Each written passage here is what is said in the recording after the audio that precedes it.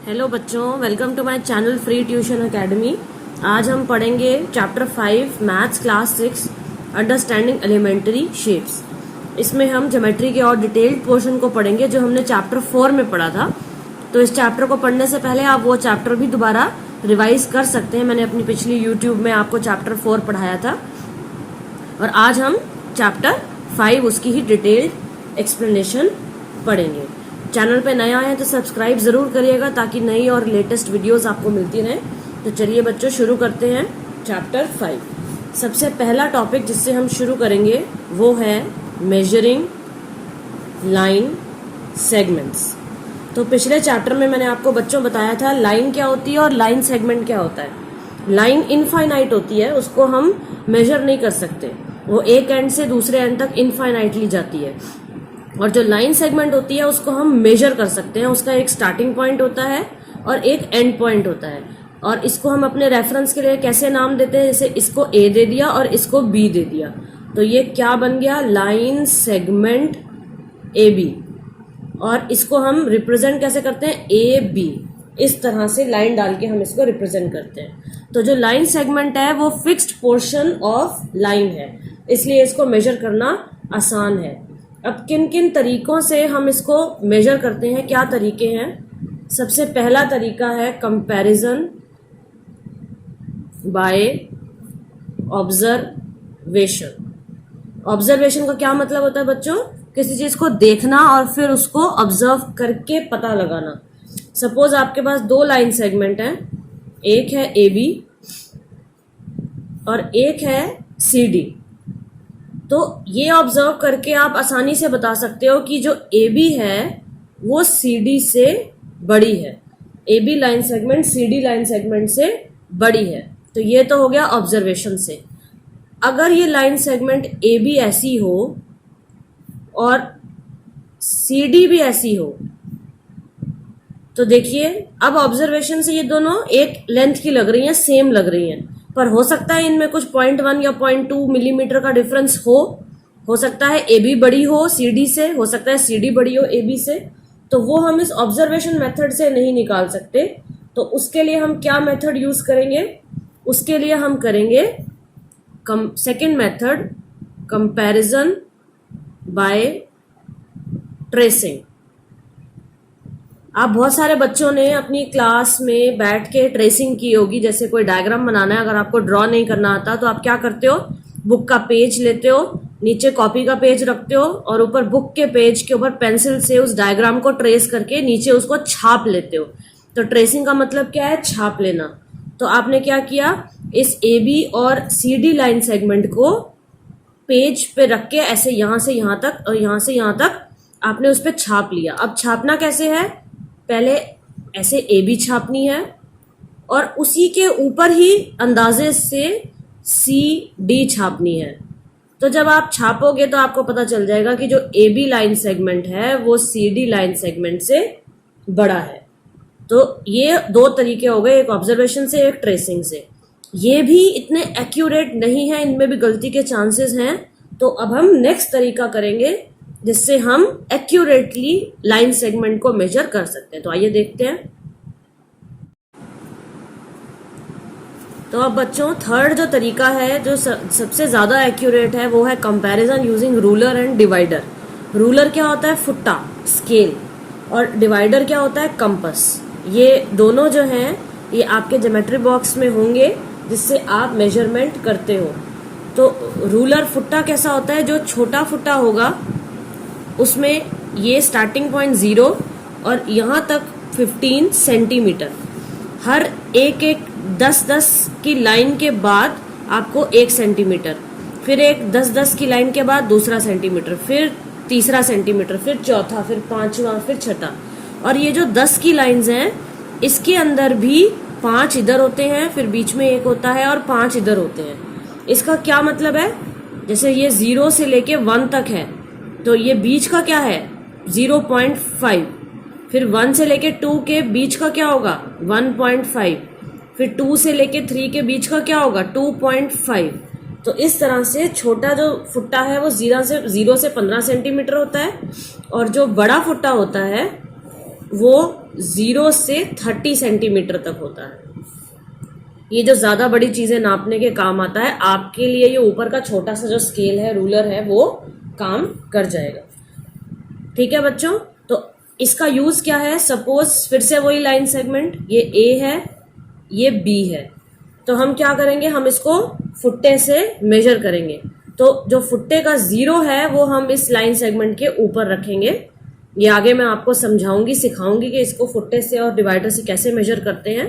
तो जो फुट्टे का 0 है वो आप यहाँ रखोगे, और फुट्टे का जो भी पोर्शन बी के पॉइंट तक आएगा, सपोज ये आया 3.3, तो ये 3.3 कहाँ तक आएगा?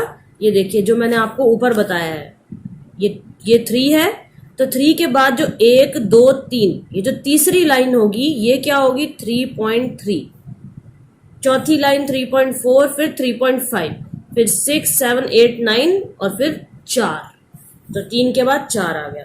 तो इस तरह से हम इसको मेजर करते हैं। तो लाइन सेगमेंट ए बी कितने के बराबर हो गया? 3.3 सेंटीमीटर। तो मेजर करने के लिए हम क्या यूज करते हैं? Unit centimetre. तो इस तरह से बच्चों हम इसको मेजर करते हैं। अब जब हम रूलर से मेजर करते हैं तो हमें क्या देखना है कि हमें बिल्कुल ऐसे देखना है, सीधा, ना हमें ऐसे देखना है, ना हमें ऐसे देखना है।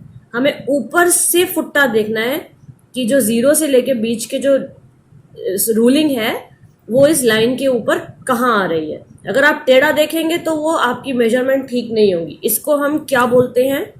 Positioning error. नाम से पता चल रहा है, पोजीशन गलत होगी तो जिसकी वजह से एरर आ जाएगा, नापने में गलती हो जाएगी। तो 3.3 की जगह आपको 3.7 भी लग सकता है। तो इस और एरर को रोकने के लिए और बेहतर तरीके से इसको मेजर करने के लिए हम क्या यूज करते हैं? डिवाइडर। डिवाइडर का मतलब क्या होता है? कंपस। अब कंपस आपने देखा होगा, आपके ज्योमेट्री बॉक्स में पड़ी होगी, इस तरह की होती है जिसके आगे बिल्कुल ऐसे पॉइंटेड टिप होती है, निडल जैसी। तो अब कैसे मेजर करेंगे? देखिए ये लाइन सेगमेंट है ए और ये लाइन सेगमेंट है बी। तो आप इसको कैसे मेजर करोगे? इधर ही बना देते हैं बी। तो आप इसका खोल के इसको एक टिप ए पे रखोगे और खोल के दूसरी टिप एडजस्ट करके बी पे रखोगे। तो अब आपकी इतनी जो डिवाइडर है इतना खुल गया। अब आप इसी डिवाइडर को उठा के इस फुट्टे के ऊपर ले आओगे और ये वाला टिप आप 0 पे रखोगे और ये दूसरा वाला टिप आपका जहां भी आएगा, सपोज 5 पे आया, तो आप देख लोगे कि ये जो जगह खुली है ये फुट्टे पे कहां तक आ रही है? 5 सेंटीमीटर तक। तो ए बी लेंथ कितनी हो गई? 5 सेंटीमीटर। तो इस तरह से हम डिवाइडर से इसको मेजर करते हैं। ठीक है बच्चों, तो ये हो गया लाइन सेगमेंट और उसके मेजरमेंट के तरीके। चलिए अब एंगल्स देखते हैं क्या होते हैं। नेक्स्ट टॉपिक है बच्चों एंगल्स। एंगल क्या होता है? जब भी इस तरह की कोई पोजीशन बने, किसी भी दो लाइंस के बीच में गैप आ जाता है, तो उसको हम क्या बोलते हैं? एंगल। जैसे अभी आपने पीछे डिवाइडर ही खोला था, कंपास खोली थी मेजर करने के लिए, तो वो इस तरह से खुली थी, तो इसके बीच में जो ये गैप है ये क्या बन जाता है? एंगल। तो एंगल जो है वो किसी भी चीज को मेजर करने का एक तरीका है। तो कैसे मेजर करते हैं? ये देखिए, ये हमारे अर्थ की 4 डायरेक्शंस हैं, नॉर्थ, साउथ, वेस्ट, ईस्ट। सबसे ऊपर नॉर्थ, उसके जस्ट ऑपोजिट साउथ, फिर वेस्ट और फिर ईस्ट। अब नॉर्थ और साउथ के बीच में कौन सा एंगल है? 90 डिग्री। इसको हम क्या कहते हैं? परपेंडिकुलर एंगल और 90 डिग्री। नॉर्थ और साउथ के बीच में कौन सा एंगल है? ये बिल्कुल स्ट्रेट लाइन है, तो ये है 180 डिग्री या फिर स्ट्रेट एंगल। ये है 90 डिग्री और ये है 180 डिग्री। तो इस एंगल को, परपेंडिकुलर को 90 डिग्री कहते हैं और इस एंगल को, स्ट्रेट एंगल को 180 डिग्री कहते हैं। तो ये हम जब किसी भी मैन, कोई कहाँ खड़ा है, फिर वो कहाँ चला, उसका क्या एंगल है, वो उस तरीके से हम निकालते हैं। उसके बाद अगर कोई आदमी नॉर्थ की डायरेक्शन में खड़ा है, वो पहले ईस्ट में आया, 90 डिग्री चला, फिर वो साउथ में आया 180 डिग्री चला, फिर वो दोबारा वापस घूम के यहाँ से नॉर्थ की तरफ ही आ गया। तो जहां से चला था वहीं वापस आ गया। तो उसने अब कौन सा एंगल कंप्लीट किया? देखिए 90 एक है और 4 क्वार्टर हैं, 1 2 3 4, तो 90 इंटू 4 कितने डिग्री चल गया वो? 360 डिग्री। जब भी हम एंगल को रिप्रेजेंट करते हैं तो हम इस गोले का डिग्री का यूज करते हैं। तो इस 360 डिग्री एंगल को हम क्या बोलते हैं? Complete angle. एंगल जो है वो कंप्लीट हो गया, वहां जहां से चला था वहीं वापस आ गया। इसी तरह से जैसे घड़ी है जो आपकी दीवार पे लगी है, उसमें भी सुई के कांटे हैं, मिनट और आवर हैंड है। सबसे ऊपर 12, फिर यहाँ पे 3, फिर यहाँ पे 6 और यहाँ पे 9 बजे। अगर 12 बजे हैं, 12 पे है सुई और 3 पे है सुई, तो कितने डिग्री का एंगल है दोनों के बीच में? 90 डिग्री का एंगल है। और अगर ये बिल्कुल आमने सामने है तो कितने डिग्री का एंगल है? स्ट्रेट एंगल है, 180 डिग्री का एंगल है। ठीक है बच्चों। और इसके अलावा एक और एंगल होता है जिसको हम कहते हैं रिफ्लेक्स एंगल।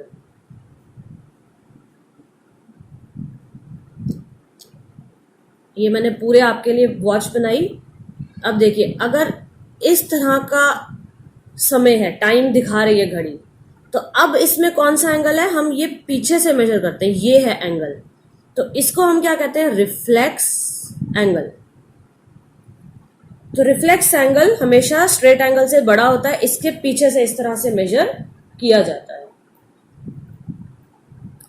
और एक चीज, जब भी जहां से शुरू हुए और वापस वहीं चले गए, तो जो पूरा एंगल 360 का कंप्लीट एंगल हो गया, तो इसको हम कहते हैं एक रेवोल्यूशन। क्या कहते हैं? एक रेवोल्यूशन। इसका मतलब इस आदमी ने नॉर्थ से चला और यहां से घूम के वापस नॉर्थ पे चला गया, तो पूरी एक रेवोल्यूशन कंप्लीट कर ली। अगर वो साउथ में रुक जाता तो कितनी रेवोल्यूशन कंप्लीट करता? हाफ करता, हाफ रेवोल्यूशन कंप्लीट करता। तो ये भी है एक रेवोल्यूशन का कंसेप्ट। चलिए, अब आपको एंगल्स जो हैं वो डिफाइन करके फिर से बताती हूँ सारे कि एंगल्स क्या होते हैं।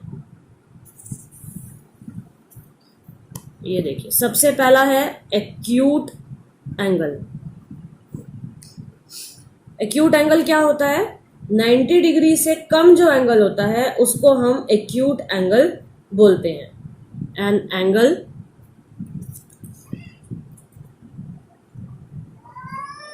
smaller than a right angle is called an acute angle।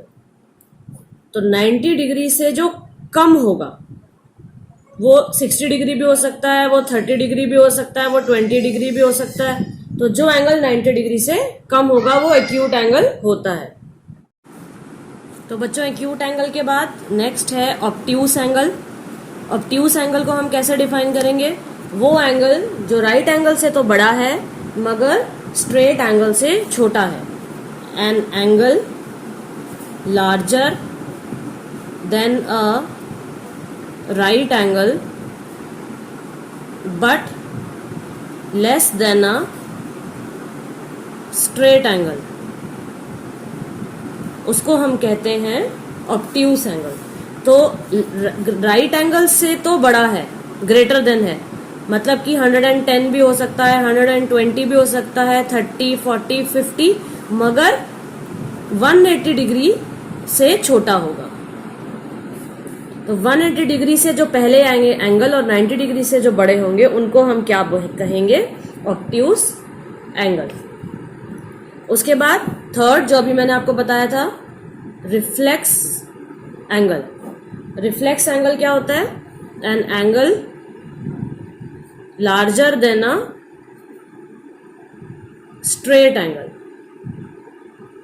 तो स्ट्रेट एंगल कितना होता है? 180 डिग्री। अगर उससे बड़ा कोई एंगल होगा, 200 है, 190 है, 185 है, तो जो भी 180 से बड़ा होगा, स्ट्रेट एंगल से बड़ा होगा, उसे हम क्या कहेंगे? Reflex angle. तो ये है बच्चों कुछ एंगल्स। और इन एंगल्स को मेजर कैसे करते हैं? इन एंगल्स को हम मेजर करते हैं डी से, डी या प्रोट्रैक्टर। जैसे मैंने आपको कंपास दिखाई थी, रखते हैं लाइन सेगमेंट के ऊपर, इसी तरह से हम प्रोट्रैक्टर को रखते हैं एंगल के ऊपर और फिर हम मेजर करते हैं कि जो एंगल है वो कितने डिग्री का है। आगे जब हम ज्योमेट्री डिटेल में पढ़ेंगे तब हम डी से इसको मेजर करना सीखेंगे।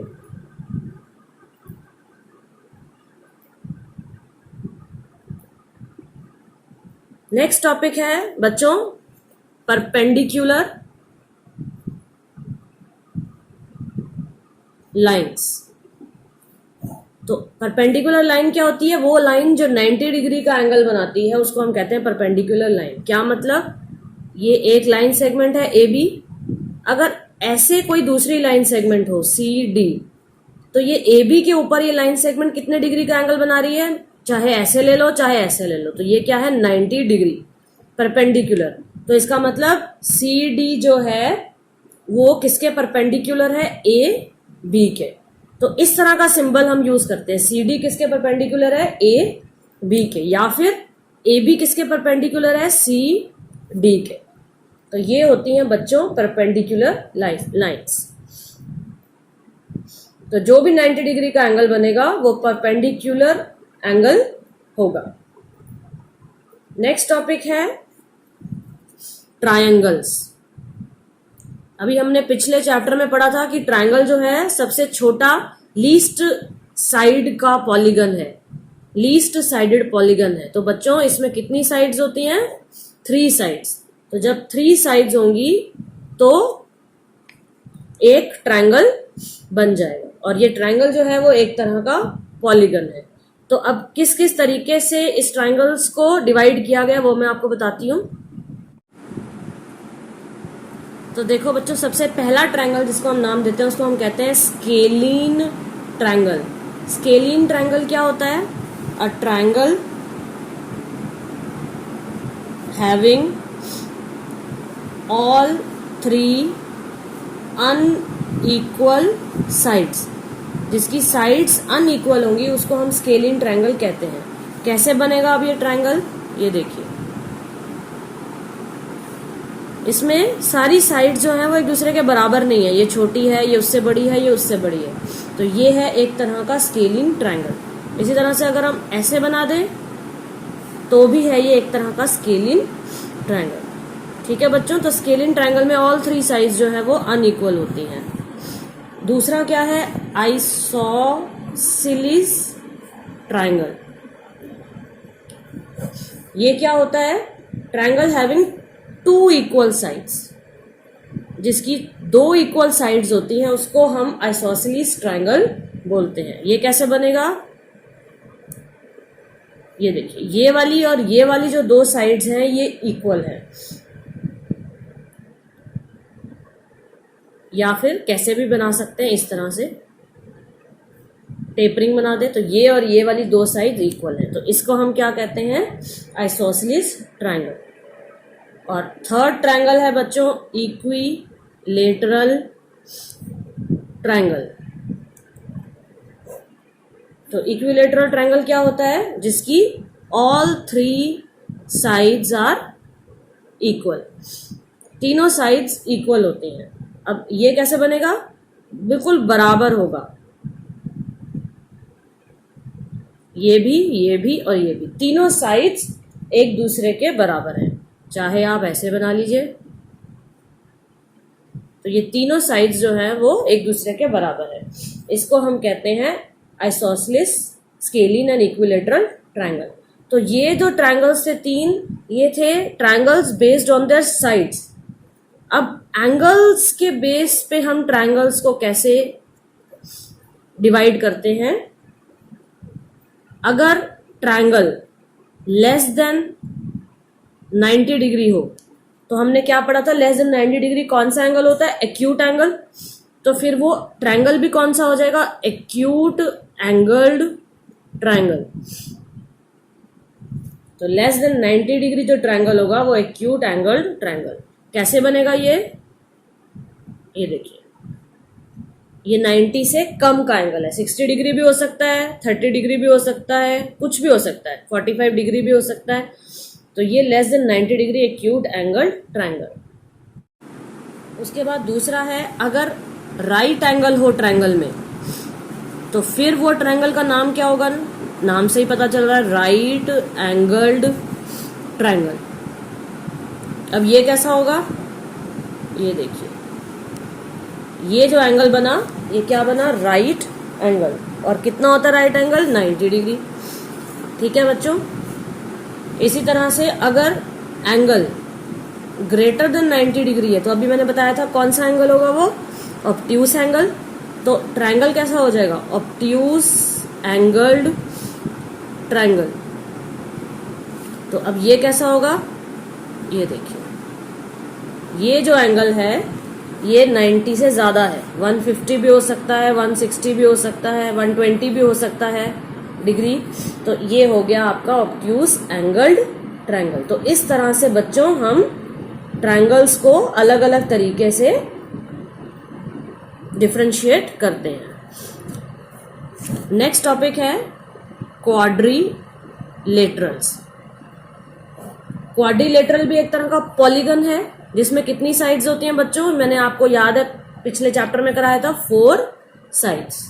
तो क्वाड्रिलेटरल ऐसा पॉलीगन है जिसमें 4 साइड्स होती है। अब मैं आपको कुछ ऐसे क्वाड्रिलेटरल के एग्जांपल बताऊंगी जो आपको ध्यान में रखने हैं, आगे भी आपको काम आएंगे। सबसे पहला है रेक्टेंगल। रेक्टेंगल ऐसा क्वाड्रिलेटरल है जिसमें 4 साइड्स होती हैं, 1 2 3 4। और इसकी क्या खूबी है कि जो ऑपोजिट साइड्स होंगी वो इक्वल लेंथ की होंगी। Opposite sides are of equal length. तो ये वाली साइड इसके बराबर है और ये वाली साइड इसके बराबर है। देखो डायग्राम से भी आपको पता चल रहा है। ठीक है बच्चों। उसके बाद है स्क्वायर। स्क्वायर भी क्वाड्रिलेटरल है जिसमें 4 साइड्स हैं। ये देखिए 1 2 3 4, और इसकी all sides are of equal length. सारी साइड जो है वो बराबर है। अगर ये 2 सेंटीमीटर है तो ये भी 2 सेंटीमीटर, ये भी 2 सेंटीमीटर और ये भी 2 सेंटीमीटर। ठीक है बच्चों। उसके बाद थर्ड है पैरेललोग्राम। पैरेललोग्राम भी ऐसा क्वाड्रिलेटरल है 4 साइडेड जो इस तरह से बनता है। तो देखिए इसमें भी जो ऑपोजिट साइड्स हैं वो इक्वल है। उसके बाद फोर्थ है रोम्बस। रोम्बस भी ऐसा 4 साइडेड स्क्वायर है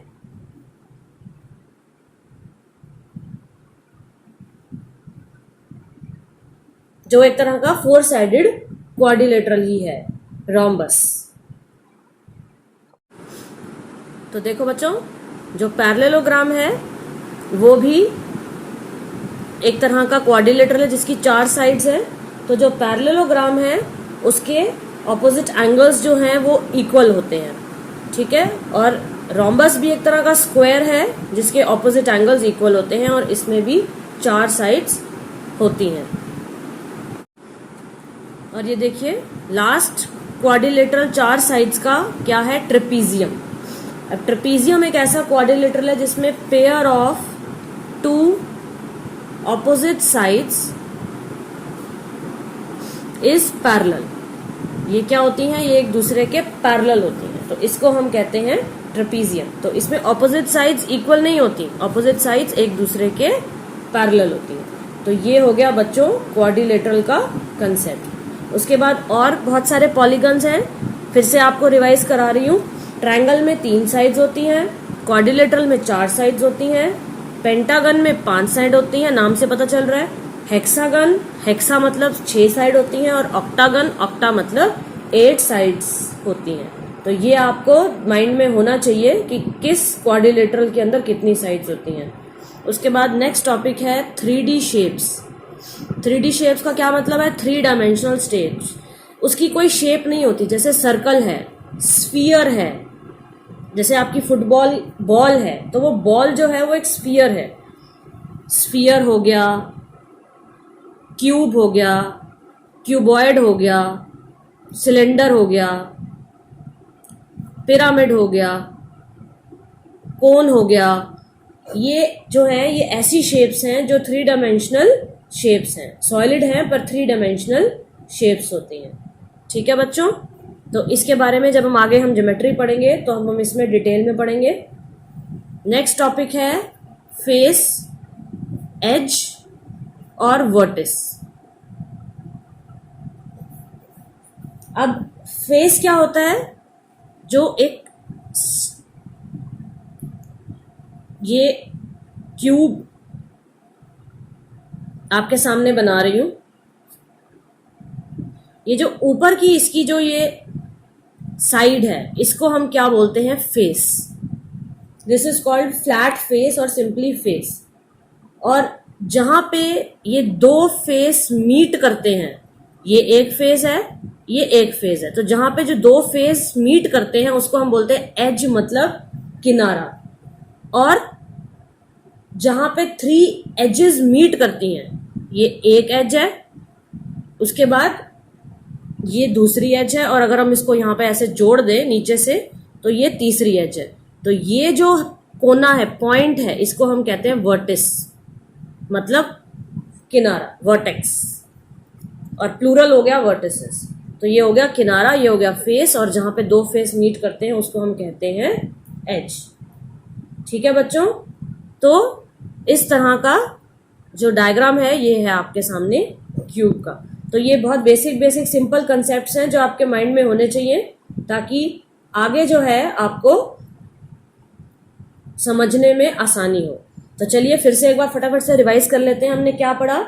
ट्रायंगल्स के अंदर अगर एक्यूट एंगल हो तो acute angle triangle, right angle हो तो right angle triangle, obtuse angle हो तो ऑब्ट्यूस एंगल ट्रायंगल। अगर सारी 3 साइड्स अनइक्वल लेंथ की हो ट्रायंगल में तो स्केलिन ट्रायंगल। अगर कोई 2 साइड्स इक्वल हो तो आइसोसेलेस ट्रायंगल, 3 साइड्स इक्वल हो तो इक्विलेटरल ट्रायंगल। उसके बाद polygons, depending on number of sides कितनी है, 3, 4, 5, 6, 8, ट्रायंगल, क्वाड्रिलेटरल, पेंटागन, हेक्सागन और ऑक्टागन कहलाता है। उसके बाद सबसे इंपॉर्टेंट, अगर पैरेलल साइड्स हो, 1 पेयर ऑफ पैरेलल साइड तो ट्रेपीजियम होगा, 2 पेयर ऑफ पैरेलल साइड्स होंगी तो पैरेललोग्राम होगा। पैरेललोग्राम जिसमें राइट एंगल्स, 4 राइट एंगल होंगे तो उसको हम रेक्टेंगल कहेंगे। पैरेललोग्राम जिसमें 4 साइड्स इक्वल लेंथ की होंगी उसे हम रोम्बस कहेंगे। और वो रोम्बस जिसमें 4 राइट एंगल होंगे उसको हम स्क्वायर कहेंगे। ठीक है बच्चों, तो ये आपको माइंड में रखना है। इसी के साथ ये चैप्टर खत्म हो गया। आपको उम्मीद है समझ में आ गया होगा। चैनल को सब्सक्राइब कर लीजिएगा ताकि नए रिलेटेड वीडियोस आपको मिलती रहे, और अपने दोस्तों के साथ शेयर करिए ताकि उनको भी ये चैप्टर इजीली समझने में आसानी हो। और आप इसके नोट्स बना सकते हैं अपनी कॉपी में, बार बार बनाएंगे, लिखेंगे, हाथ से मैथ्स को करेंगे तो जरूर समझ आएगा। अगली बार किसी और नेक्स्ट वीडियो के साथ मिलेंगे। Till then bye bye, take care.